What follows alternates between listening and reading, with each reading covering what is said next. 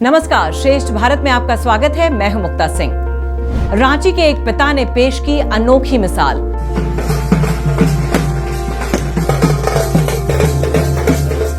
शादी के 1 साल बाद ले आए बेटी को घर वापस।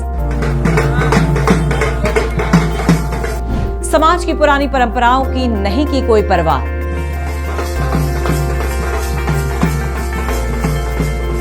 पिता ने धूमधाम से कराई बेटी की घर वापसी।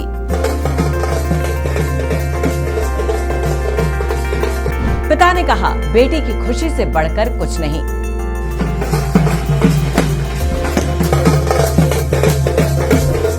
कहते हैं बेटियां शादी के बाद पराई हो जाती हैं। एक बार बेटी की विदाई हो जाए तो उसकी अर्थी ही पिता के घर वापस आती है।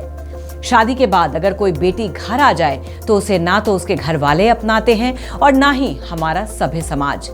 यही सभ्य समाज शादी के बाद घर वापस आई बेटी को कलंक मानता है।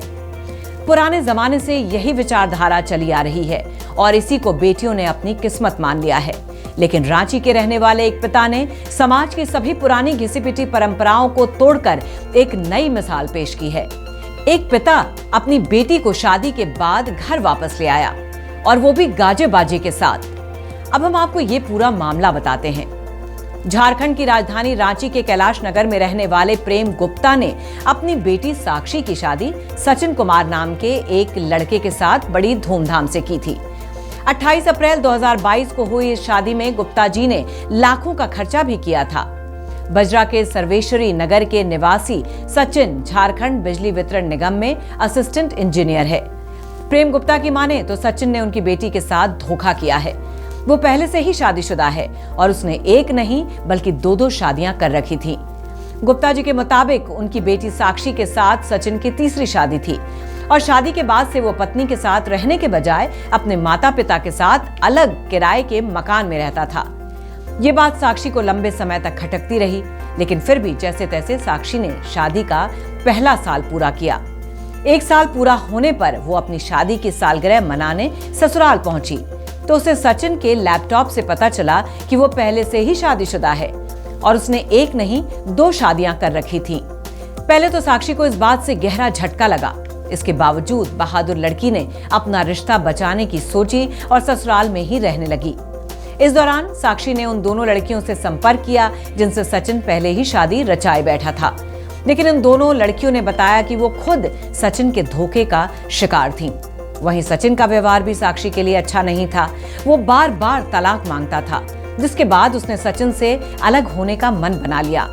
साक्षी ने अपने पिता को पूरी बात बताई तो उन्होंने भी बेटी का साथ दिया और उसे संकट की घड़ी में अकेला छोड़ने के बजाय धूमधाम से गाजे बाजे के साथ घर वापस ले आए।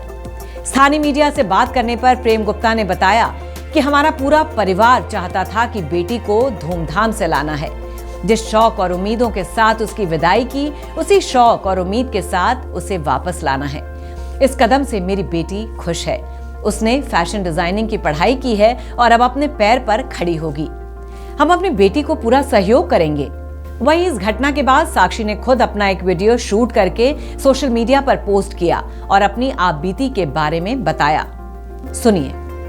जो एक नॉर्मल लड़की का लाइफ होता है, वैसी ज़िंदगी, हंसना मुस्कुराना, वो नॉर्मल सी लाइफ में जी पाऊँगी। और मैं सबको यही कहना चाहूँगी कि मेरे भी पेरेंट्स ऐसा कर सकते थे। लाखों करोड़ों लड़कियों के साथ ऐसा होता है, या लड़कियां भी ऐसी होती हैं। मैं खुद भी ऐसी थी। अपनी फैमिली को अपनी तकलीफ़ नहीं बताते हैं और होता क्या है, लड़कियां एक टाइम पे डिप्रेशन में आ जाती हैं और लड़कियां परेशानी की वजह से सुसाइड कर लेती हैं। और जब मेरी केस चल रही थी और काफ़ी सारे मैंने ऐसे केसेस देखा था कि लड़कियां सुसाइड कर लेती है या उन्हें मार दिया जाता है। तो फाइनली मैं बाहर आ चुकी हूँ। मेरे फैमिली ने मुझे लेके आए हैं इस तरीके से, तो मुझे बहुत बहुत खुशी है, जो कि आप मेरे चेहरे पे देख सकते हैं। और लोग इसको इतना प्यार भी दे रहे हैं। साक्षी ने अपने वीडियो में बताया कि डिवोर्स हो चुके लोगों को हमारा समाज किस नजरिए से देखता है। उन्होंने बताया कि कैसे हमारा समाज सिर्फ लड़कियों को ही बुरी नजर से देखता है। जनरली होता क्या है कि हम डाइवोर्सियों को लोग, समाज, सभी लोग बड़ा अजीब तरीके से देखते हैं, या मतलब बहुत जैसे लड़के या लड़की किसी की भी गलती हो, मगर हमेशा लड़कियों को ही इग्नोर किया जाता है, लड़कियों को वो रिस्पेक्ट नहीं दिया जाता है। समाज में एक डाइवोर्सी का टैग लेके घूमना या चलना एक बोझ की तरह फील होता है। तो ऑफ कोर्स मेरा ऐसे स्वागत किया गया है, और ये आइडिया मेरी दादी और मेरे पापा का था। मैं रिस्पेक्ट करती हूँ मेरी दादी को और अपने पापा को कि उन्होंने मतलब इतना अनोखा मुझे ये रिस्पेक्ट दिया है कि मैं समाज में सर उठाकर जी सकती हूँ। मुझे भी उस तरीके से जीने का अधिकार मिलेगा।